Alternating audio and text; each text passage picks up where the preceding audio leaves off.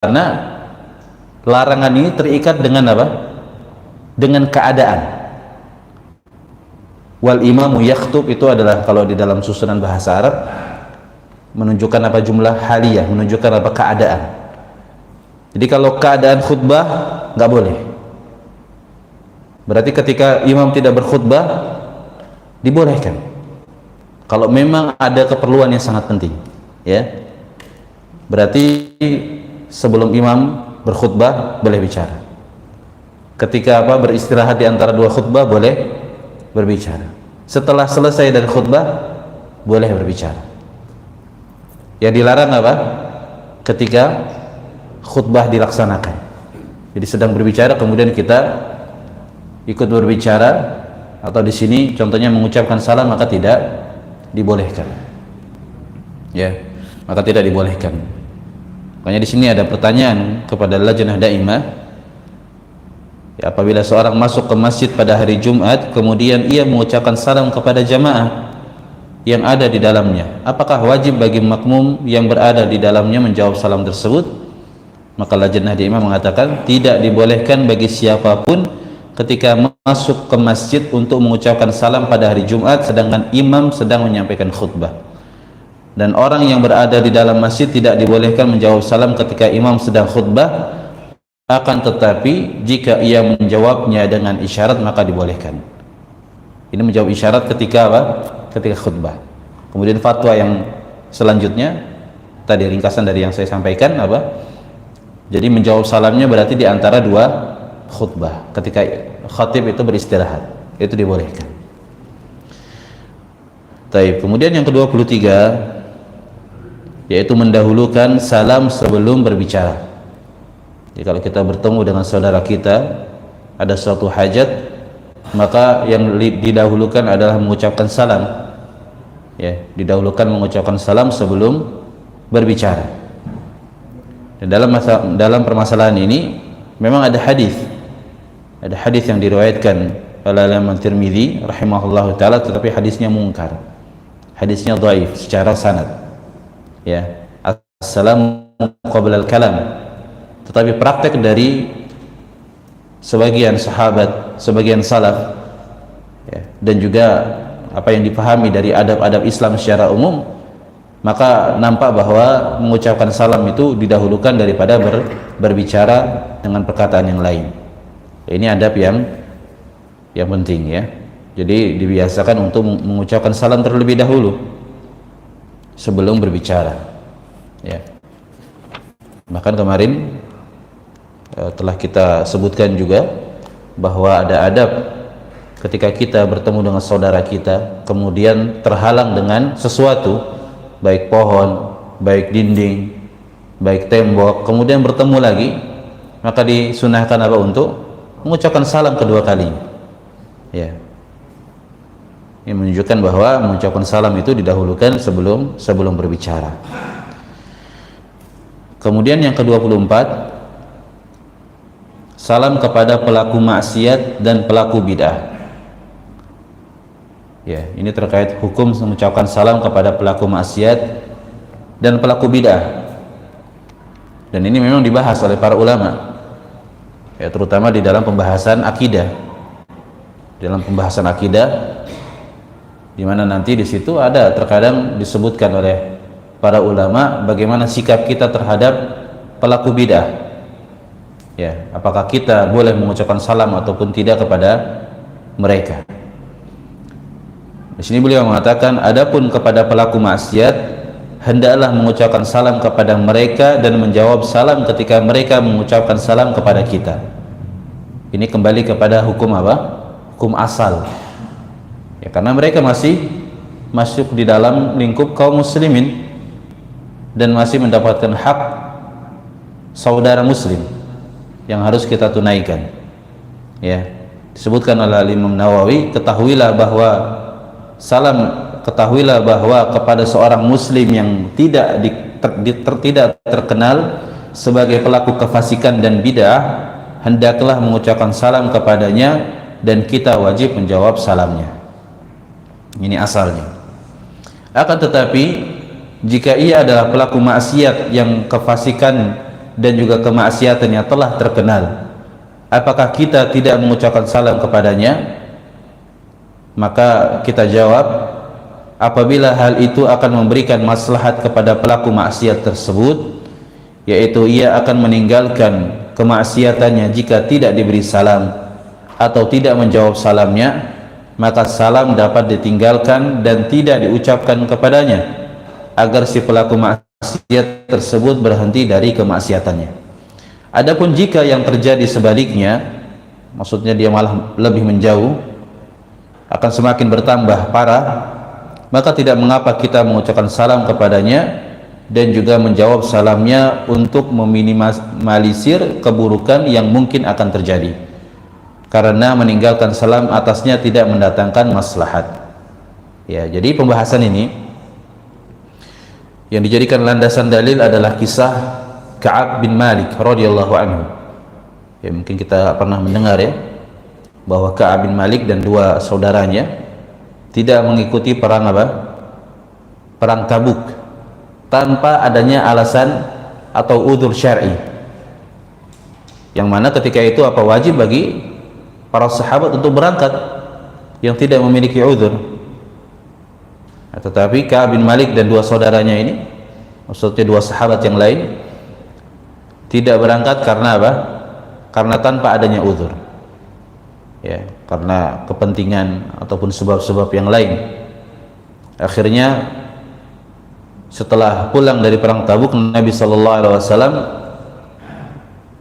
memanggil para sahabat ataupun para sahabat Nabi sallallahu alaihi wasallam untuk apa? Untuk ditanya alasan mereka tidak berangkat berjihad. Maka orang-orang munafik yang menampakkan keislaman, mereka apa? Memberikan alasan-alasan palsu.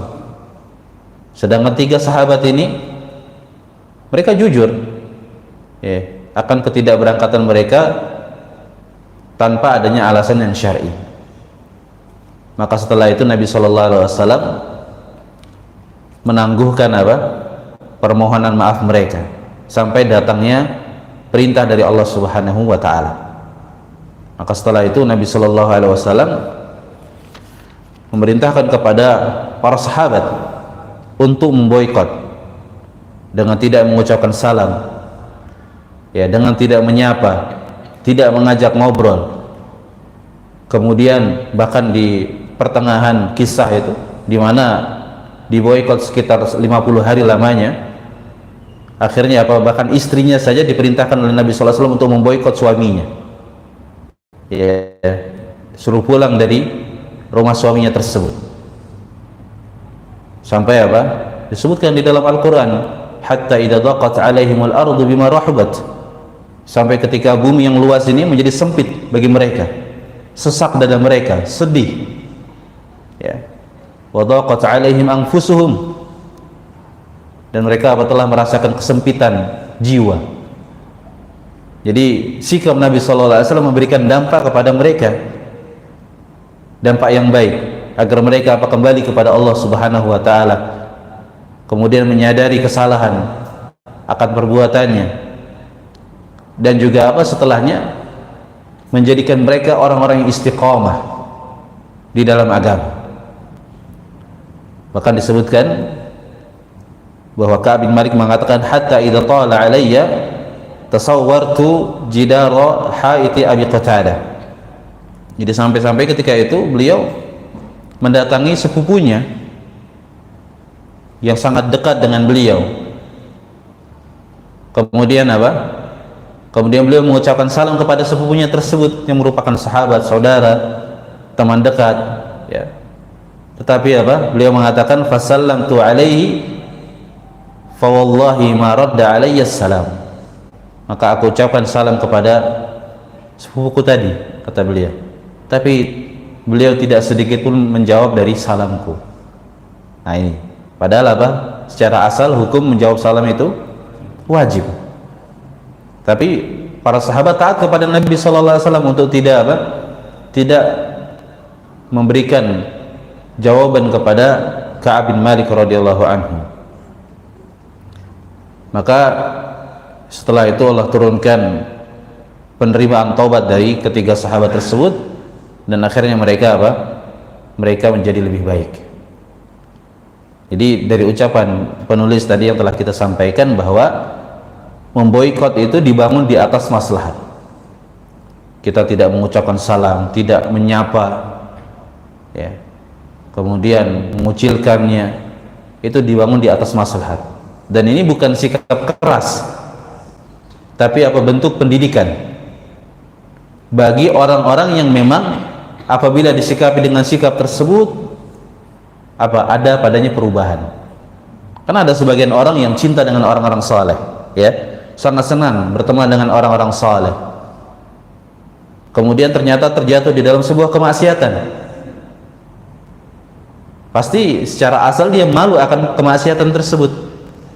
Nah, ketika orang-orang saleh yang menjadi temannya, kemudian yang menjadi panutannya itu memboikot, menampakkan ketidaksukaan atas perbuatannya tersebut, pasti apa? Kalau orang itu jujur, pasti dia apa? Dia akan merasa bersalah, kemudian menyesali perbuatannya dan kembali kepada Allah Subhanahu wa taala. Ya, ini yang dimaksud di dalam pembahasan ini. Jadi kalau tidak mengucapkan salam itu memberikan maslahat dan manfaat kepada orang tersebut, apakah karena kemaksiatannya atau karena kebid'ahan yang dia lakukan, dan bid'ah di sini adalah bid'ah yang ghaira al-mukaffirah atau bid'ah mufassiqah, bid'ah yang merupakan bentuk kefasikan, bukan yang mengeluarkan dari keislaman. Karena bid'ah ada yang mengeluarkan seorang dari keislaman, ya, seperti bid'ahnya Qadariyah atau bid'ahnya Jahmiyah dan seterusnya. Jadi bid'ah mufassiqah ini boleh disikapi seperti itu. Tentu sikap-sikap yang dimunculkan itu ketika kaum muslimin itu memiliki apa? Kekuatan.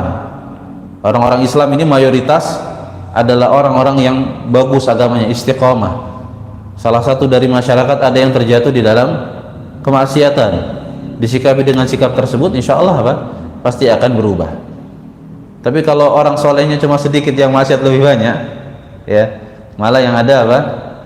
Kita diboikot, ya, sama mereka, sama orang-orang yang fasik. Jadi tidak tercapai tujuan syariat, ya, tidak tercapai tujuan syariat. Taib. Dan Nabi SAW pernah bersabda, la yahilu li rajulin mu'minin ay yahjura akhahu fawqa thalath. Tidak halal bagi seorang mukmin untuk memboikot, menghajar saudara muslimnya lebih dari 3 hari. Lebih dari 3 hari. Tapi Nabi SAW tadi memboikot sampai 50 hari.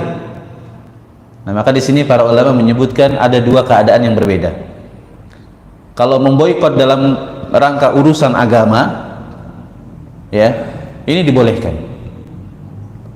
Tapi kalau memboikot dalam rangka urusan dunia, ya, tidak mengucapkan salam, tidak mau bertemu, tapi sebabnya adalah urusan dunia, karena contohnya ada gesekan faktor ucapan, ya, atau yang satu kurang sopan dengan yang lain contohnya, atau yang satu contohnya menghinakan atau menjatuhkan harga dirinya, atau ada urusan masalah uang contohnya.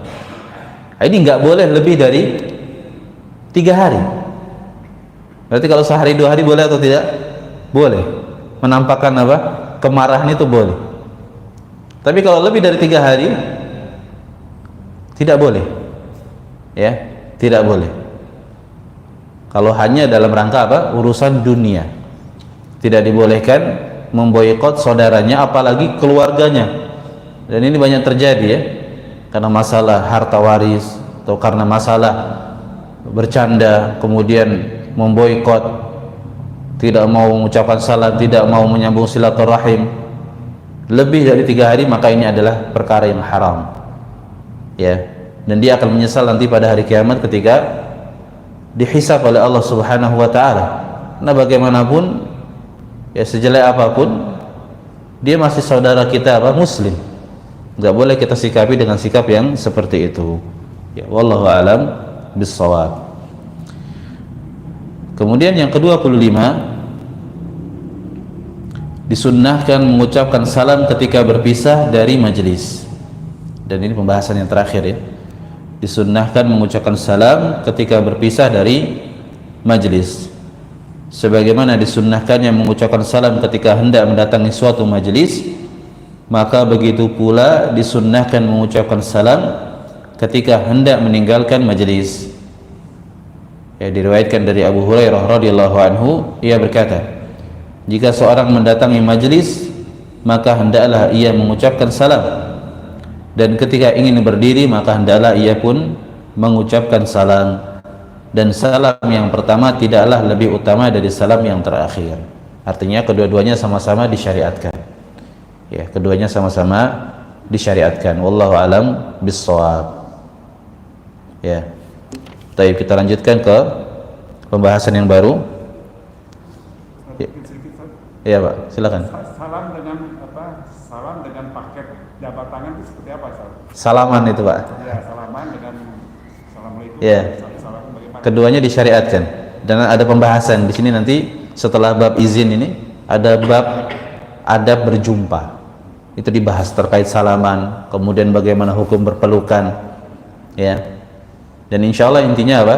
Disyariatkan, bahkan termasuk apa? Bentuk pengampunan dosa, dan juga bagian dari sebab-sebab yang mengeratkan apa? Hubungan antara seorang dengan orang lain. Jadi syariat-syariat seperti ini, ada pada seperti ini, itu sebenarnya apa? Mengikat hubungan antara kaum muslimin dan menjauhkan sebab-sebab permusuhan ya, menjauhkan sebab-sebab permusuhan. Jadi, kalau kita perhatikan syariat itu membawa apa namanya, pemeluk agamanya ini kepada segala kebaikan, menghindarkan segala keburukan. Itu sudah merupakan kaidah pokok di dalam agama. Kalau kita tengok larangan-larangan dalam muamalah seperti riba, seperti goror dan seterusnya, itu kan tujuannya adalah supaya tidak ada permusuhan, supaya tidak memunculkan apa? Kemudian keburukan yang terjadi antara satu dengan lainnya, termasuk syariat qisas ya, termasuk segala syariat itu menghantarkan kepada kebaikan dan menghindarkan dari segala keburukan ya. Wallahu a'lam bishawab. Lanjut Pak ya. Baik. Bab yang ketiga yaitu adab-adab meminta izin. Allah Subhanahu wa taala berfirman di dalam surah An-Nur ayat ke-27, ya ayyuhalladzina amanu la tadkhulu buyutan ghayra buyutikum hatta tasta'nisu. Hai orang-orang yang beriman, janganlah kamu memasuki rumah yang bukan rumahmu sebelum meminta izin ya. Disyaratkan apa? Meminta izin sebelum memasuki rumah. Kemudian juga dalam surat An-Nur ayat ke-58 Allah berfirman, ya ayyuhalladzina amanu liyasta'dinkumul ladzina malakat aymanukum walladzina lam yablughul huluma minkum thalatha marrat. Hai orang-orang yang beriman, hendaklah budak-budak lelaki dan wanita yang kamu miliki dan orang-orang yang belum balik di antara kalian meminta izin kepadamu. 3 kali dalam ayat selanjutnya, cuma di sini tidak disebutkan ya. Meminta izin pada 3 waktu ya, sebelum subuh ya, kemudian ketika waktu zuhur, dan setelah salat isya.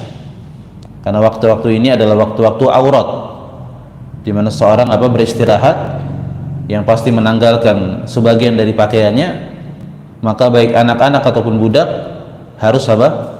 Meminta izin ya, harus meminta izin. Dan nanti disebutkan di sini hadis terkait hikmah dari meminta izin. Kemudian dalil yang berikutnya adalah surat An-Nur juga ayat ke-59, wa idza balagal atfalu minkumul huluma falyasta'dinu. Dan apabila anak-anakmu telah sampai usia balik, maka hendaklah mereka meminta izin ya, diperintahkan untuk meminta izin. Rasulullah sallallahu alaihi wasallam bersabda, innama ju'ilal isti'dzan min ajlil basar. Sesungguhnya meminta izin itu ditunjukkan, disyariatkan untuk menjaga pandangan ya, untuk menjaga pandangan ya, subhanallah. Jadi Bagaimana adab-adab ini menuntun kita untuk apa? Menjaga kehormatan baik diri kita dan juga apa? Orang lain. Jangan sampai kehormatan kita atau orang lain itu rusak disebabkan karena kita melanggar apa? Adab-adab seperti ini. Di antara adab-adab meminta izin, yang pertama, disunnahkan mendahuluinya dengan salam sebelum meminta izin. Ya, jadi sebelum meminta izin apa? Mengucapkan salam. Diriwayatkan dari Qaladah bin Hanbal, ia mengatakan bahwa Safwan bin Umayyah mengutusnya untuk menjumpai Rasulullah sallallahu alaihi wasallam dengan membawa susu, beberapa za'faran dan anak rubah. Nabi sallallahu alaihi wasallam ketika itu berada di dataran tinggi Makkah. Lalu aku pun masuk tanpa memberi salam. Ya, masuk tanpa memberi salam. Maka Rasulullah bersabda, kembalilah dan ucapkanlah assalamualaikum. Hal ini terjadi setelah Safwan bin Umayyah memeluk Islam. Ya, dalam riwayat lain dan juga dalam kisah yang lain, Nabi sallallahu alaihi wasallam memerintahkan kepada seseorang untuk keluar. Ya, anak kecil masuk kepada Nabi sallallahu alaihi wasallam tanpa mengucapkan salam, tanpa meminta izin, maka Nabi mengatakan, keluarlah dan ajarkanlah kepadanya adab meminta izin. Maka ia mengatakan, ucapkanlah assalamualaikum, bolehkah aku masuk? Ya, bolehkah aku masuk? Jadi salam, kemudian izin untuk masuk ke dalam rumah. Ya, ini adab yang penting untuk kita ajarkan juga kepada anak-anak, baik ke dalam rumah kita sendiri ataupun ke rumah orang lain. Jadi dibiasakan untuk mengucapkan salam kemudian meminta izin untuk masuk. Yang kedua, hendaklah orang yang meminta izin berdiri di sebelah kanan atau sebelah kiri pintu. Ya, hendaklah orang yang meminta izin berdiri di sebelah kanan atau sebelah kiri pintu. Jadi tidak menghadap ke arah rumah. Hal ini dimaksudkan agar ia tidak mengarahkan pandangannya ke tempat-tempat yang tidak dihalalkan baginya di rumah orang yang dikunjunginya tersebut, atau sesuatu yang dibenci oleh si pemilik rumah jika ia melihatnya. Sesungguhnya meminta izin itu disyariatkan untuk memelihara pandangan.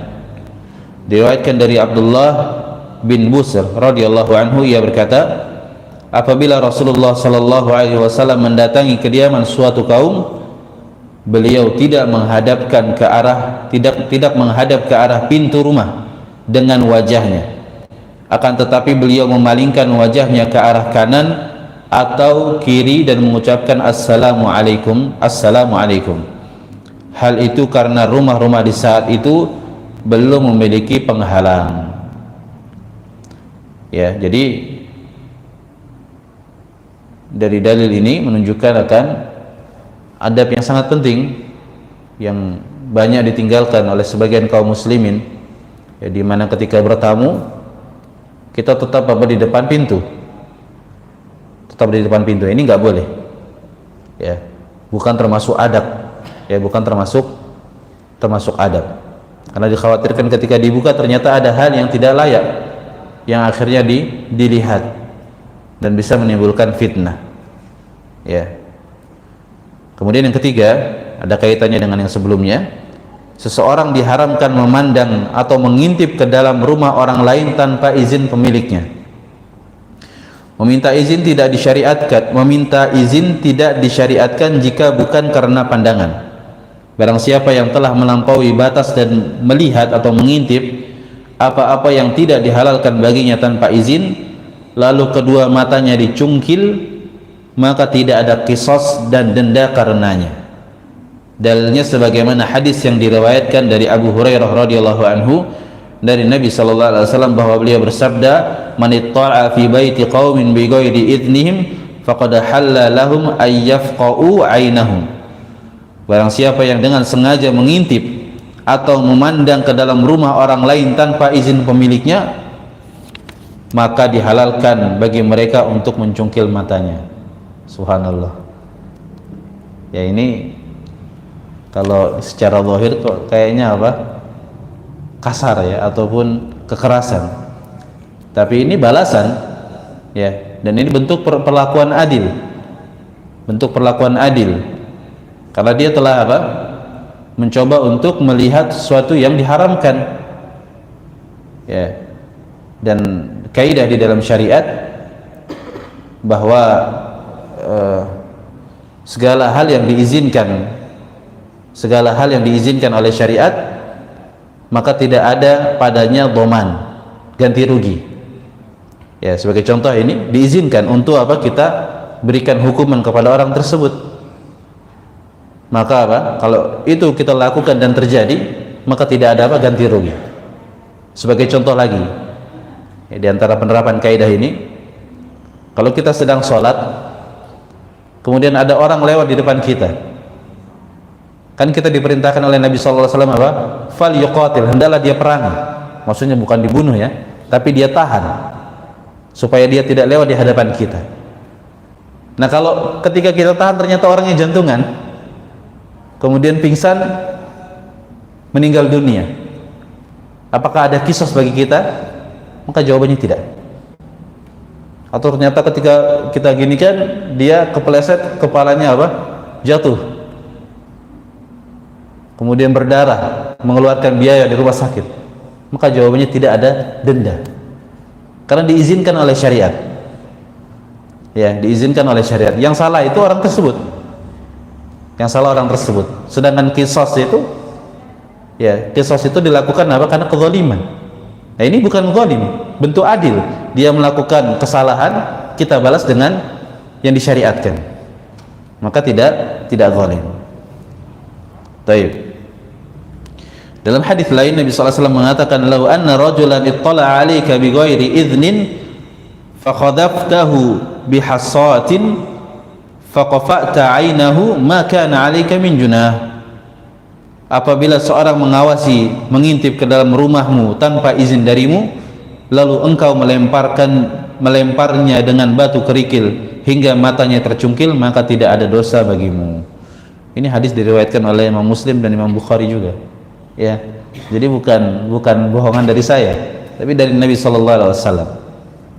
Tapi dalam hal ini tentu apa? Terkait apa? Hukum Islam, ya. Contoh seperti di negara-negara yang menerapkan hukum Islam, makanya seperti ini tidak bermasalah. Tapi di negara kita, ya, karena tidak menerapkan ajaran Islam secara utuh, maka bisa jadi kita yang dipermasalahkan, yang dipenjara. Ya, tapi inti dari pembahasan ini kita harus berhati-hati dari, ya tadi ya, memasuki rumah tanpa izin, mengintip. Dan ini terkadang banyak terjadi, ya. Banyak terjadi dalam kehidupan sehari-hari, kadang karena teman akrab dan segala macamnya, ya, kemudian masuk tanpa izin, lihat-lihat, buka-buka. Ini tidak termasuk adab, ya. Bukan boleh kita marah, jangan dibiarkan, karena hal tersebut, ya, lama-kelamaan bisa merusak kehormatan kita sendiri. Ya, wallahu alam bissawab. Taib.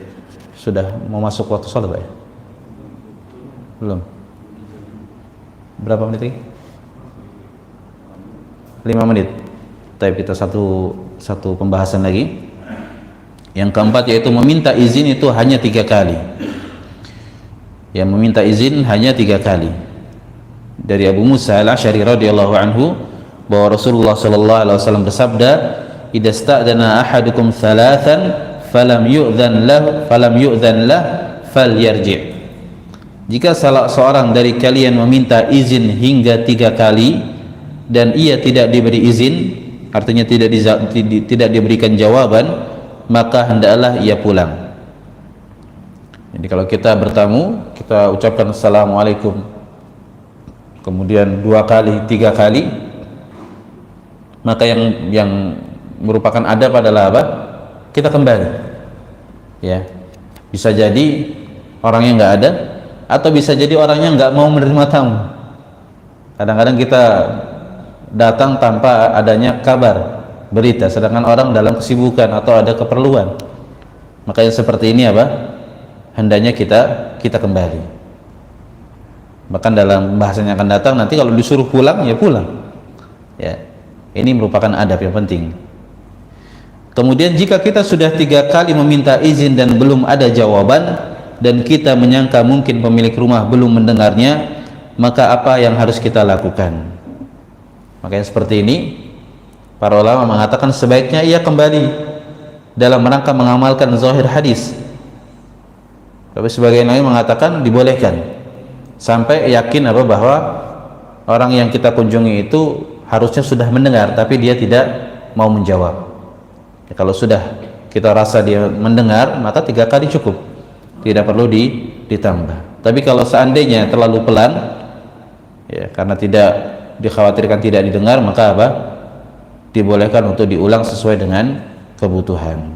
Ustaz tadi, Hah? Assalamualaikum nggak jawab gitu karena kita nggak mau. Iya. Dosa nggak kita sebagai harusnya dengar kan? Nah, Dosa apa nggak? dosa. Ya, dia berdosa karena kemarin sudah kita bahas menjawab salam itu harus diucapkan. Ya, harus diucapkan. Tapi kita kan nggak mau terima tamu itu gitu kan? Tapi kata Ustaz kan boleh. Iya. Kembali dia Assalamualaikum, kita sebetulnya nggak mau terima tamu itu gitu. Taib.